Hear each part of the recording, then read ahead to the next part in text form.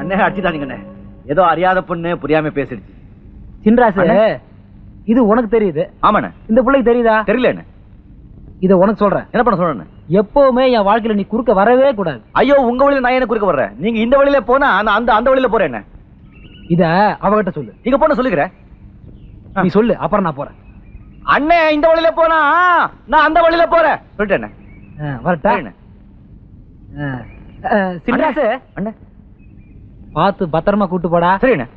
நான் கல்யாணம் பண்ணிக்க போற பொண்ணு. அப்படியாண்ணே? சரியாண்ணே. அவன் கல்யாணம் பண்ணிக்கிறேன்னு சொல்றான், நீங்க சரின்னு சொல்றீங்க. 4 கொடுக்க வேண்டியதானே?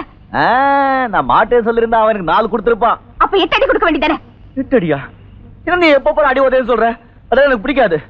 ஏதோ அத்தை பொண்ணாச்சே, நான் எடுத்து படிச்சிருக்கேன். நான் கல்யாணம் பண்ணிக்கிட்டா என்ன கண் கலங்காம பாத்துக்கிறேன்னு நினைச்சா, நீ கல்யாணத்துக்கு முன்னாலேயே என் கை